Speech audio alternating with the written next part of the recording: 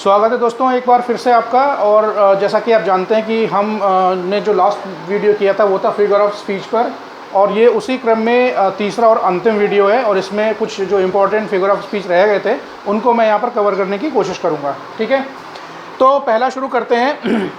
ओनोमेटोपोइया। ओनोमेटोपोइया basically इसको हिंदी में बोलते हैं शब्द अलंकार। क्या बोलते हैं? शब्द अलंकार या ध्वनि अलंकार। ठीक है, हिंदी में इसका पहले मतलब समझ लीजिए। हिंदी में कुछ वर्ड्स ऐसे होते हैं जिनको हम पोइट्री में या लिटरेचर में ना यूज़ करके क्या करते हैं, उनकी जगह जो साउंड होता है उन साउंड्स को हम वहाँ पर यूज़ करते हैं, और साउंड ही हमें सजेस्ट करता है कि वो किसके लिए यूज़ किया गया है। ओनोमेटोपोइया को ध्वनि अलंकार या शब्द अलंकार भी कहते हैं। साउंड सजेस्ट द वर्ड, यानी कि जो साउंड उसमें यूज़ किया गया है वो हमें सजेस्ट करता है कि वो साउंड किसके लिए यूज़ किया गया है और वो किस वर्ड के लिए यूज़ किया गया है। ठीक है, तो पिछले वीडियो में मैंने आपको ये एग्जांपल दिया था, I chatter chatter as I flow to join the brimming river. इसमें जो वर्ड आया है चैटर चैटर, ये एक पोएम है द ब्रुक। ठीक है, अल्फ्रेड लॉर्ड टेनिसन की एक बुक है। किसी ज़माने में एनसीईआरटी की क्लास 9th में ये पहली पोएम थी। अब थोड़ा सा सिलेबस चेंज हो गया है। एग्जाम्पल पर ध्यान देते हैं। I chatter chatter as I flow to join the brimming river. I यहाँ पर ब्रुक के लिए यूज़ किया गया, ये एक तरीके का पर्सोनिफिकेशन भी है, पहला एग्जाम्पल। ठीक है, चैटर चैटर शब्द पर अगर ध्यान दीजिए, चैटर का मतलब होता है थोड़ा सा शोर शराबा, कोलाहल। नदी एक जब कहीं से बहती है, कहीं पहाड़ से कहीं से ओरिजिनेट होती है और जो विभिन्न रास्तों पर विभिन्न मार्गों से होती हुई बहती है, तो वो एक तरीके का आवाज़ साउंड प्रोड्यूस करती है। वो जो साउंड वो प्रोड्यूस करती है, उस साउंड को बताने के लिए यहाँ पर चैटर वर्ड यूज़ किया गया है। ठीक है, द ब्रुक पोएम है अल्फ्रेड लॉर्ड टेनिसन की, I chatter chatter as I flow to join the brimming river. ठीक है, यही एग्जाम्पल अभी एक और फिगर ऑफ स्पीच में आपको बताऊंगा। उस फिगर ऑफ स्पीच में भी मैं यही एग्जाम्पल यूज़ करूंगा आपको बताने के लिए कि वो बेसिकली है क्या। एग्जाम्पल नंबर 2 ये तो हो गया example number A. Example number B, the snakes hiss. ये साउंड तो सुना होगा, सांप कैसे करता है। ठीक है, तो जो उसका साउंड है उस साउंड के लिए हमने वही वर्ड यूज़ किया। This word suggest how a snake produces it's sound. कोई स्नेक कैसे साउंड प्रोड्यूस करता है, उस साउंड के लिए हमने वर्ड हिस का यूज़ किया कि उस स्नेक जब बोलता है, फुसकारता है, तो कुछ इसी तरीके की आवाज़ आती है। ठीक है, this is another example of onomatopoeia. एक एग्जाम्पल मैं आपको और देता हूँ यहाँ पर, the cooing of dove is very pleasant. The cooing of dove, dove फाख्ता को बोलते हैं हिंदी में। तो फाख्ता का कैसे बोलती है, उसका जो साउंड है, उसका जो बोलने का साउंड है वो कुछ इस तरीके का होता है। तो उस साउंड के लिए हमने ये वर्ड, वही वर्ड यूज़ किया गया। ठीक है, this word suggest, the sound suggest the word. ठीक है, this is another example of ओनोमेटोपोइया, जिसको हिंदी में शब्द अलंकार भी या ध्वनि अलंकार भी बोलते हैं। ठीक है, अगले एग्जाम्पल की तरफ बढ़ते हैं, अगले फिगर ऑफ स्पीच की तरफ बढ़ते हैं। दूसरा है paradox.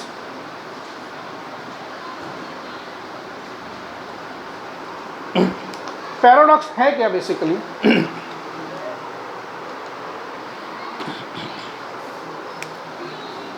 To contradictory statements are put together. Two contradictory statements are put together. ठीक है, पैराडॉक्स में एक ही बात के लिए दो ऐसे शब्दों का इस्तेमाल किया जाता है, दो ऐसे सेंटेंसेस का या दो ऐसे फ्रेजेस का इस्तेमाल किया जाता है जो एक दूसरे को कॉन्ट्राडिक्ट करते हैं, एक दूसरे को कॉन्ट्राडिक्ट करते हैं। मैं आपको यहाँ पर एग्जांपल दूंगा, आपको समझ में आ जाएगा पैराडॉक्स का एग्जांपल। एक बहुत ही फेमस पोएम है एस.टी. कोलरिज का, अगर आपने पढ़ा हो, the rime of ancient mariner. ठीक है, ये भी क्लास 9th में ये पोएम थी किसी समय पर। The rime of ancient mariner by ST. Coleridge, उनकी पोएम है। वहाँ से एक मैंने यहाँ पर एग्जाम्पल लिया है। एग्जाम्पल देखते हैं पहले। Water water everywhere, but not a drop to drink। ठीक है, ये कहाँ से लिया गया? The rime of ancient mariner. किसके द्वारा? एस.टी. कोलरिज। ठीक है, the rime of ancient mariner ST. Coleridge का एक पोएम है, उसमें 7 पार्ट हैं बेसिकली। वहाँ से ये लाइन ली गई है, वाटर वाटर एवरीवेयर। बेसिकली एक बूढ़े नाविक सेलर की एक अपनी कहानी है, वो किसी को अपनी कहानी बता रहा होता है। ठीक है, तो कहने इसको सेंटेंस को पढ़िए, आपको मतलब समझ में आ जाएगा मैं कहने की यहाँ पर कोशिश क्या कर रहा हूँ। Water water everywhere but not a drop to drink. जब उनका जहाज समुद्र में जाकर फंस जाता है, तूफान में जाकर फंस जाता है, तो वहाँ इतना पानी होता है कि चारों तरफ पानी ही पानी दिखाई पड़ता है, और पानी वो उनके जो शिप में वो जा रहे होते हैं उस शिप के अंदर भी आ जाता है, और वो वहाँ पर वो काफ़ी दिनों तक फंसे हुए रहते हैं। तो वहाँ पर ये इस बात को रेफ़र करता है कि समुद्र में इतना पानी था, चारों तरफ पानी ही पानी था, जिधर देखो उधर पानी ही पानी था, but not a drop to drink. लेकिन पीने के लिए एक बूंद भी पानी वहाँ पर नहीं था। सो दीज 2 phrases और statements contradict each other. This is an example of paradox. Paradox में 2 अपोजिट बातें एक ही चीज़ को रेफ़र करने के लिए बोली जाती हैं। ठीक है, चारों तरफ पानी ही पानी था, लेकिन इतना भी पानी भी नहीं था वहाँ पर कि हम उस पानी को पी सकें। ठीक है, the rime of ancient mariner by S T. Coleridge.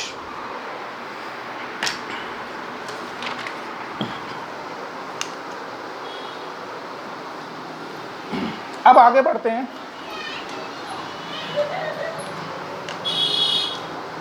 Next है एनाफोरा। ये भी इम्पॉर्टेंट है।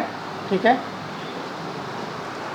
जितने भी स्टूडेंट्स हैं, चाहे वो board NCERT English medium schools के बच्चे हों या हिंदी मीडियम के बच्चे हों, या वो स्टूडेंट्स जो कॉम्पिटिटिव एग्ज़ाम्स की तैयारी कर रहे हैं, खासकर यूपीएससी की तैयारी, टीजीटी और पीजीटी, उनके लिए ये काफ़ी हेल्पफुल हो सकता है। ठीक है, तो मैं आपको समझाने की कोशिश करूँगा, साथ में 1 या 2 एग्जाम्पल देके उसको रिलेट करने की कोशिश करूँगा। एनाफोरा है क्या?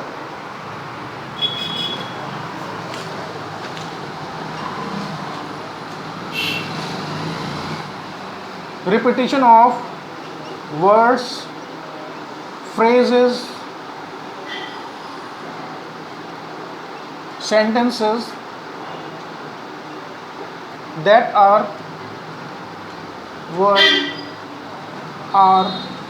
used earlier।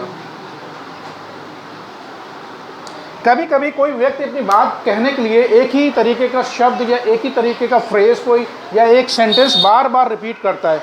In the beginning of each paragraph he repeats what he had said earlier. ठीक है, कभी कभी अपनी बात को एम्फेसिस देने के लिए कोई पोएट या कोई स्पीकर, कोई जैसे मान लीजिए कोई यहाँ पर कोई स्पीच दे रहा है, आपने सुने होंगे बहुत सारे भाषण, बहुत सारी फेमस स्पीचेज़ हैं यूट्यूब पर, उनके वीडियोज़ हैं। मैं अभी आपको एक एग्जाम्पल दूंगा तो आपको समझ में आएगा मैं क्या कह रहा हूँ।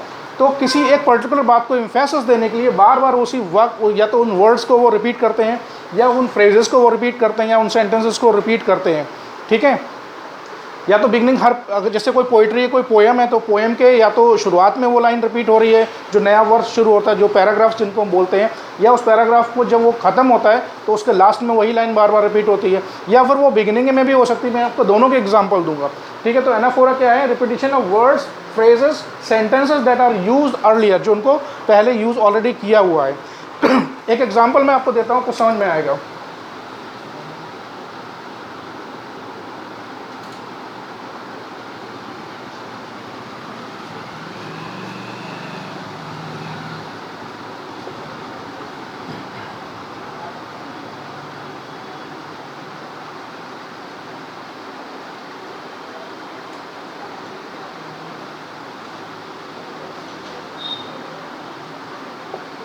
एक बहुत फेमस स्पीच, एक अमेरिका के एक बहुत फेमस लीडर हुए हैं, एक फेमस, एक बहुत अच्छे ओरेटर भी रहे हैं, और बहुत अच्छे स्पीकर भी रहे हैं, वक्ता भी बहुत रहे हैं। उनका नाम था मार्टिन लूथर किंग जूनियर, जिनका दुर्भाग्य से उनको असैसिनेट कर दिया गया था, उनकी हत्या कर दी गई थी, मुझे याद नहीं कौन से साल में।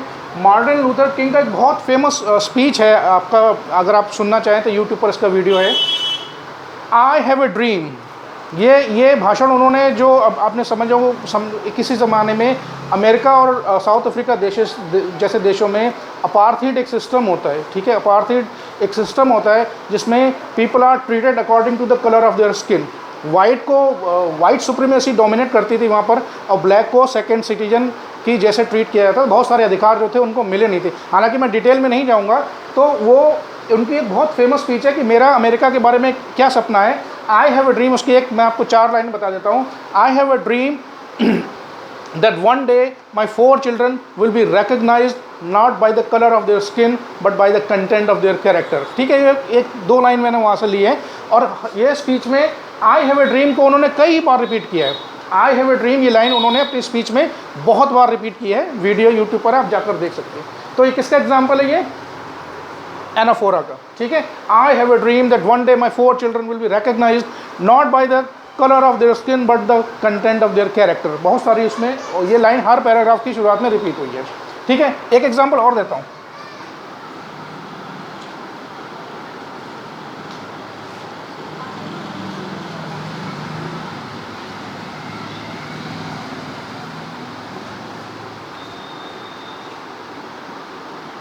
ठीक है, अभी मैंने आपको एक रेफरेंस दिया था द ब्रुक, ए.एल. टेनिसन की एक पोएम है, बहुत फेमस पोएम है। उसमें to join the brimming river, ठीक है, एक उफनती हुई नदी को में मिलने के लिए एक छोटी सी नदी कहीं से ओरिजिनेट होती है और अल्टीमेटली कहाँ पर जा पहुँचती है? अपने डेस्टिनेशन पर पहुँचती है। To join the brimming river, हर वर्ष की लास्ट लाइन में उन्होंने इस लाइन को रिपीट किया है, just to give the emphasis कि बेसिकली जो रिवर या कोई नदी की पानी की धारा कहीं से भी ओरिजिनेट होती है, उसका जो फाइनल डेस्टिनेशन है या तो वह जाकर किसी बड़ी नदी में मिलती है और वहाँ से जाके फाइनली समुद्र में मिल जाती है। To join the brimming river is another example of anaphora. This line has been taken from the poem the brook by A L. Tennyson.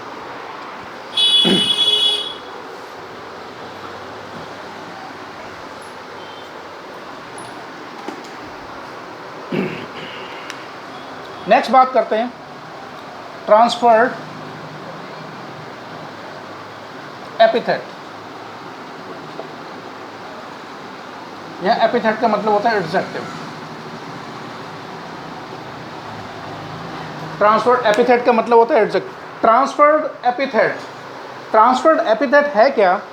जब किसी लाइन में, जब किसी सेंटेंस में कोई वर्ड जो कि एज एन एडजेक्टिव यूज़ किया गया है, कोई वर्ड किसी चीज़ की क्वालिटी बताने के लिए यूज़ किया गया है, तो उसका एक्शन एक से दूसरे पर ट्रांसफ़र होता है। क्या होता है?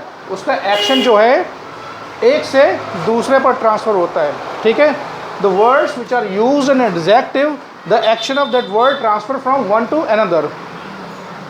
The action of the words used is transferred from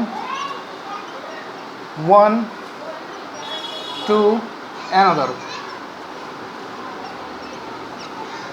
ठीक है, the action of the word used is transferred from one to another।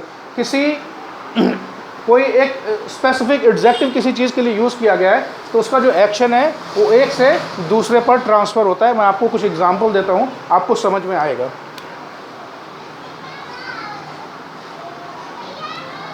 I had a wonderful trip last month। I had a wonderful trip last month। यहाँ पर मैं पूछूं adjective क्या है? Adjective यहाँ पर है वंडरफुल। किसके लिए यूज़ किया गया? ट्रिप के लिए यूज़ किया गया। किसके लिए यूज़ किया गया? ट्रिप के लिए यूज़ किया गया है, ठीक है। बोलता है कि I had a wonderful trip last month, पिछले महीने मेरी ट्रिप बहुत ही शानदार रही, ठीक है। अब देखिए इसमें ट्रांसफर्ड एपिथेट है क्या? ये जो वंडरफुल वर्ड है एक एडजेक्टिव है, किसकी विशेषता बतला रहा है? ट्रिप की विशेषता। तो इसका एक्शन कहाँ ट्रांसफ़र हो रहा है? इसका एक्शन ट्रांसफ़र हो रहा है आई पर। क्यों हो रहा है? देखिए ट्रिप वंडरफुल नहीं थी, ट्रिप वंडरफुल नहीं थी, उसने ट्रिप को बहुत ज़्यादा अच्छी तरीके से एंजॉय किया और उसके लिए वो ट्रिप बहुत अच्छी रही। ट्रिप वंडरफुल नहीं थी, ठीक है। वंडरफुल क्या था कि उसने उस ट्रिप को बहुत अच्छी तरीके से एंजॉय किया और वो ट्रिप उसके लिए बहुत ही शानदार रही, बहुत ही अच्छी रही। तो वंडरफुल जो एडजेक्टिव यूज़ किया गया ट्रिप के लिए, the action of this word wonderful is transferred from trip to I.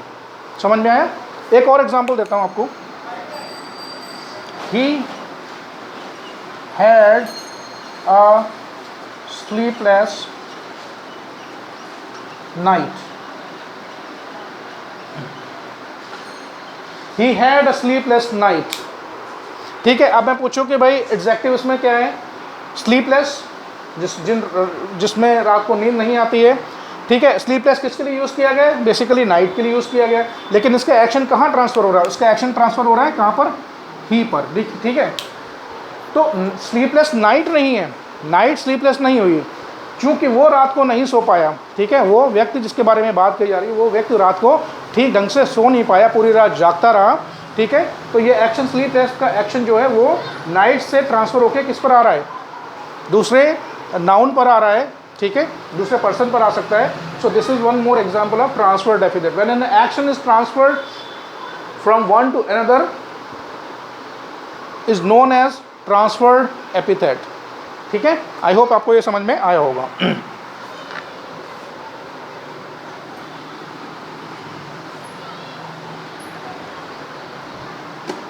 Next बात करते हैं हम नंबर 5, सिनेक।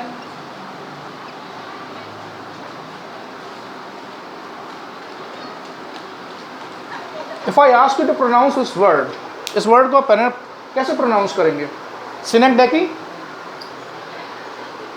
या सिनेकडॉश या सिनेकडॉच? CH से चा भी बनता है, का भी बनता है।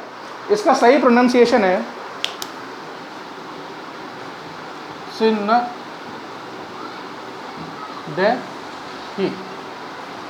ठीक है, ओ जरूर है यहाँ पर, लेकिन इसको प्रोनाउंस कैसे करते हैं? सिनेकडैकी।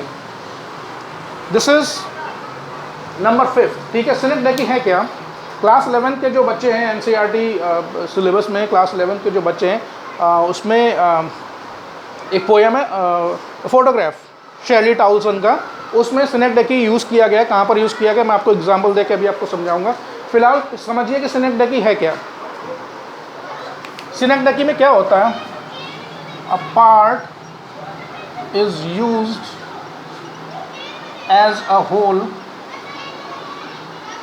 और होल एज अ पार्ट। जब किसी सेंटेंस में या किसी पोएम में किसी अपनी बात को बताने के लिए उसको होल सेंटेंस ना लिखकर उसका केवल एक पार्ट यूज़ करते हैं, और वो पार्ट रिप्रेजेंट करता है कि किसके बारे में बात की जा रही है।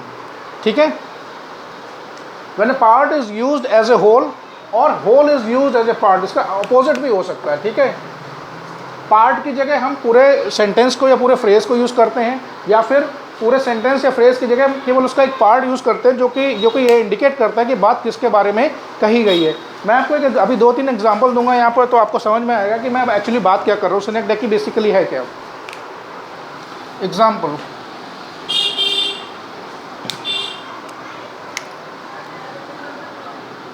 England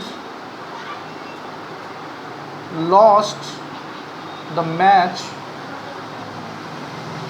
bye 6 wickets. विकेट्स की बात है तो ऑब्वियसली क्रिकेट मैच की बात हो रही है, जब मैंने विकेट्स देखा है। अब इस सेंटेंस पर ध्यान दीजिए, England lost the match by 6 wickets. England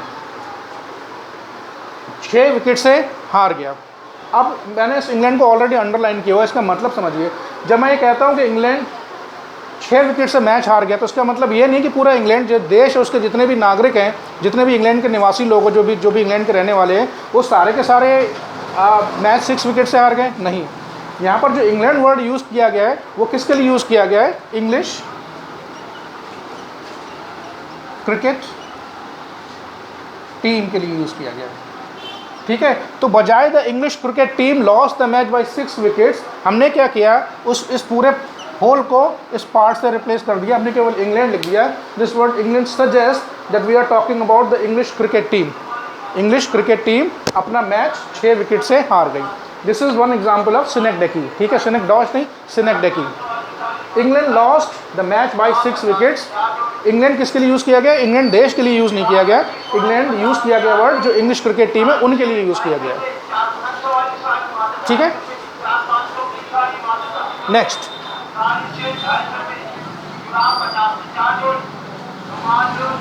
he has got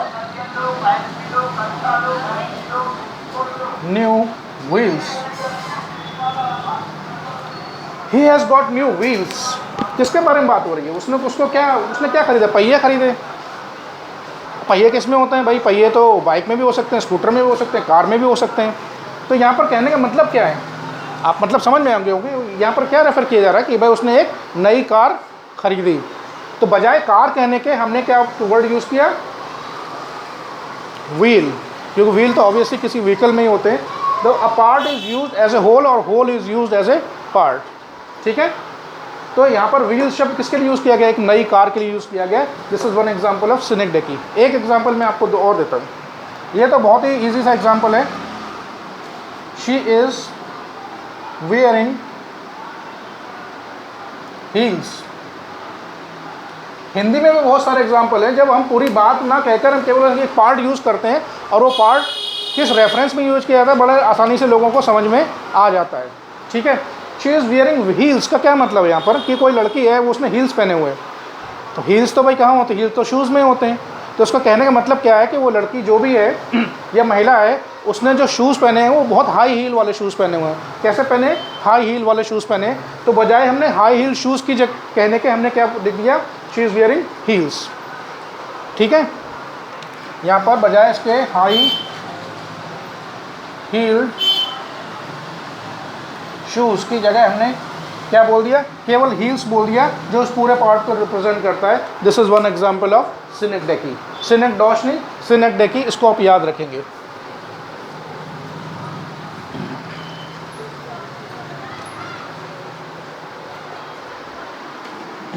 next बात करते हैं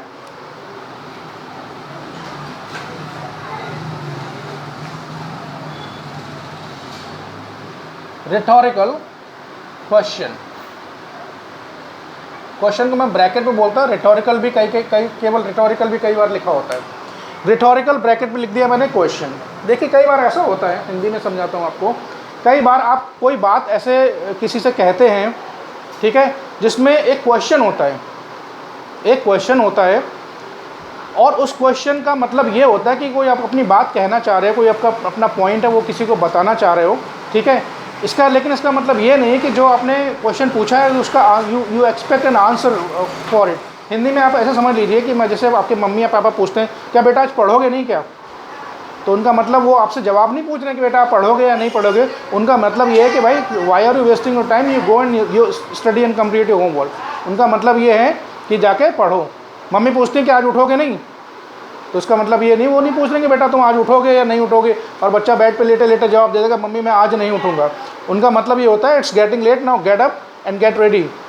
ठीक है, आप जल्दी उठ जाओ और अपने जो भी अपना काम है करते चले जाओ। तो rhetorical, in rhetorical there is a question which is asked without expecting an answer. Answer is not expected, just to prove a point. ठीक है, तो रिटोरिकल है क्या? A question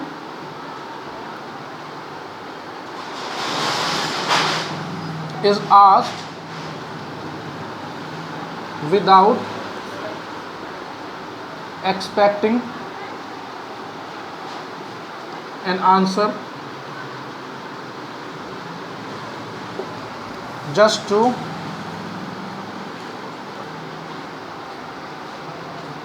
prove a point or convey a message. Will you not get up? इसका मतलब ये नहीं है कि भाई तुम उठोगे नहीं। ठीक है, a question is asked without expecting an answer just to prove a point or to convey a message। ठीक है, एक एग्जांपल देता हूँ, बहुत ही फेमस एक जूलियस सीजर, एक विलियम शेक्सपियर का बहुत ही फेमस प्ले है। उस प्ले से मैंने यहाँ पर रेफरेंस के लिए एक लाइन पिकअप की है। Who is here so vile that will not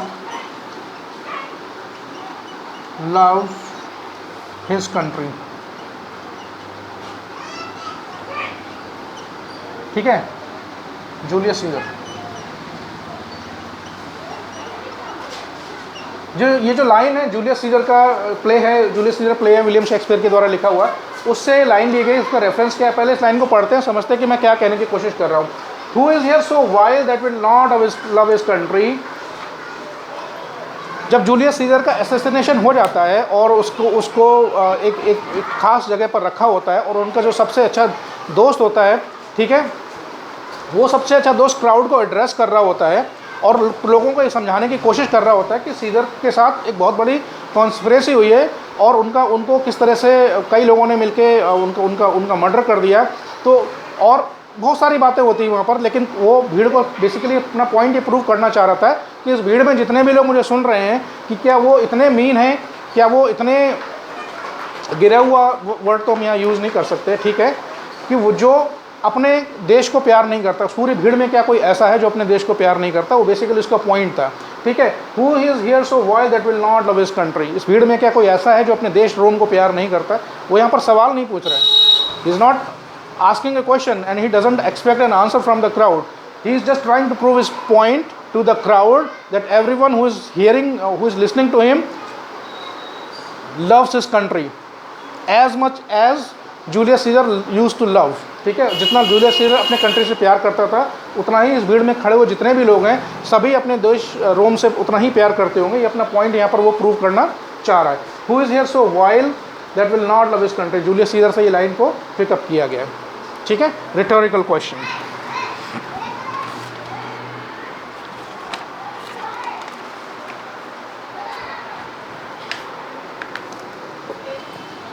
ठीक है, बाकी हिंदी में मैं जो आपको दो तीन एग्जाम्पल दिए थे, उन एग्जाम्पल्स को आप अगर यूज़ करना चाहो तो उनको भी यूज़ कर सकते हो।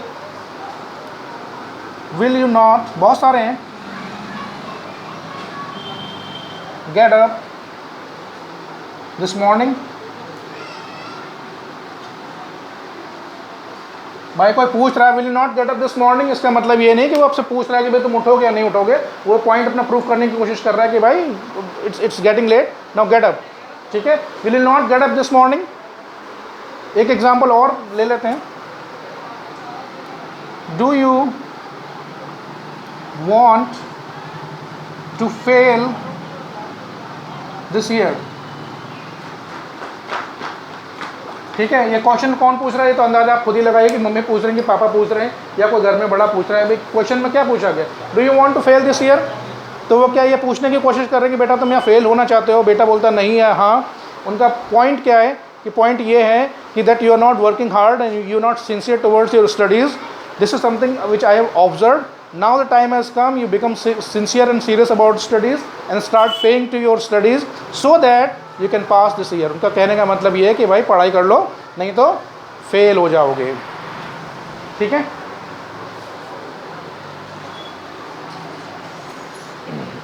एक लास्ट जो है, एक और बता देता हूँ आपको, epigram.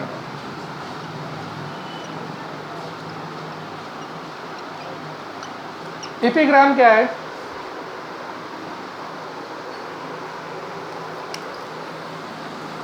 A funny statement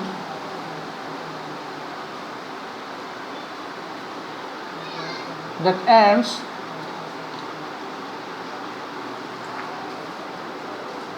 in a unexpected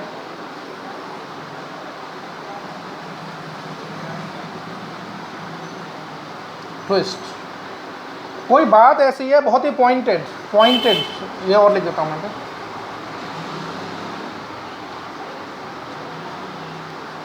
कोई ऐसा स्टेटमेंट, कोई ऐसा सेंटेंस जिसमें कोई बहुत ही पॉइंटेड, बहुत ही स्पेसिफिक बात कही गई है। सुनने में तो बड़े साधारण लगती है जब उसको आप सुनते हैं, लेकिन जब वो सेंटेंस एंड होता है उसका एंड में एक तरीके का एक ट्विस्ट होता है जो कि हम कभी एक्सपेक्ट नहीं कर रहे होते हैं, ठीक है। कभी कभी कोई अपनी बात कह रहा है and that sentence is very pointed, he is referring to something and that sentence may sound funny to the listener, लेकिन जब वो sentence end होता है it takes a turn and it takes a twist in a very unexpected manner।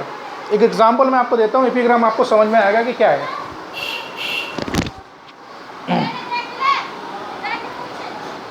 A child is the father,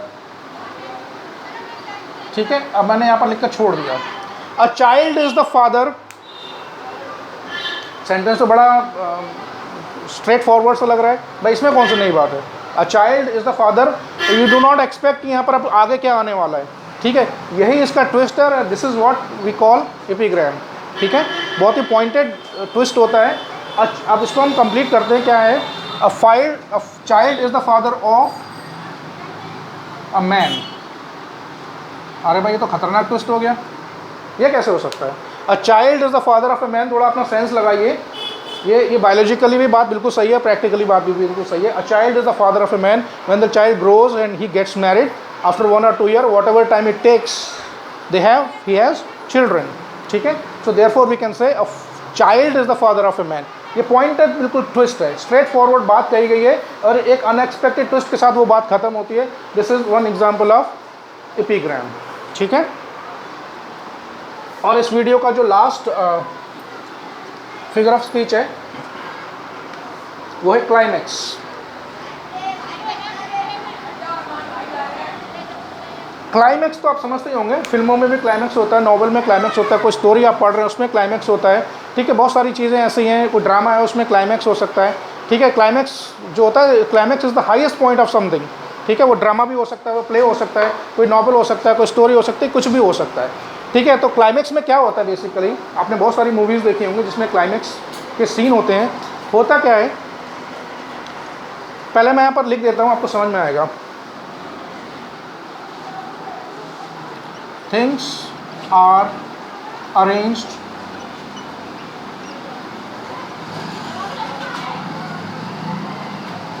in ascending order according to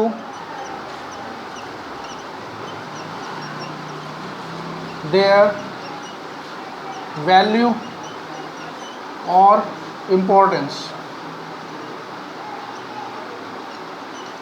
किसी sentence में climax में क्या होता है, things are arrange in ascending order in according to their value और importance. किसी sentence में चीज़ों को इस क्रम में व्यवस्थित किया जाता है कि जो चीज़ जिसकी वैल्यू सबसे कम है या जिसकी इंपॉर्टेंस सबसे कम है वो सबसे पहले, फिर उसके बाद उससे ज़्यादा इंपॉर्टेंस वाली, उसके बाद उससे ज़्यादा इंपॉर्टेंस वाली वैल्यू वाली चीज़, और लास्ट में जो सबसे वैल्यूएबल चीज़ है जिस भी रेफरेंस में हम ये बात कर रहे हैं उसको हम लिखते हैं, दैट इज़ कॉल्ड क्लाइमैक्स। यानी कि लोएस्ट इंपॉर्टेंस वाली चीज़ सबसे पहले और हाईएस्ट इंपॉर्टेंट वाली चीज़ सबसे बाद में रखी जाती है।